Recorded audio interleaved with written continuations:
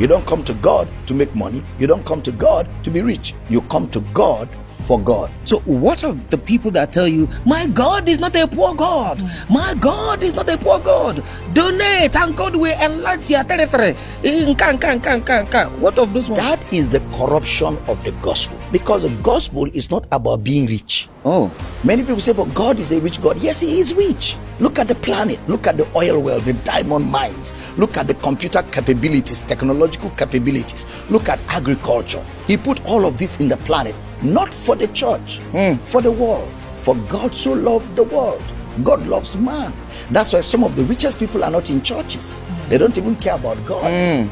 God loves man because God created man, and as a responsible God, he must cater for man's welfare. Yeah. That is why God made this planet for all of us. It's just that there is some level of greed, selfishness, and injustice that has made it impossible for there to be equal distribution of resources. So we have poverty, we have people that are poverty stricken, and we have people that are extremely rich, and we have people that are struggling, and we have people that don't need to do anything for the next 200 years of their lives. It's not God's fault, it's man's failure to equally distribute resources for everybody to be part of what God has made available in the planet. So you don't come to God to make money. You don't come to God to get rich. You come to God for God. How do you come to God for God?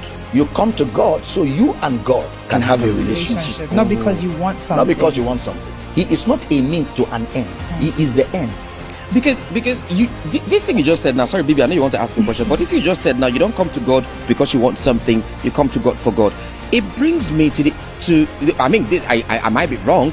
If you there Nigeria here, most people where they go church for Nigeria now because of what they want from God. They have a prayer request. They have a prayer request. Do you get me? But when they come travel go in the abroad, the thing that they are praying for here, they have it. They are praying for a car. You can do that thing that you do and get a car. When you want a house, you can do mortgage and then you get a house. So you don't notice that the things that they pray for is less, and they now go to church less. That's why some people, when they leave Nigeria and go to the Western world, they don't go to church.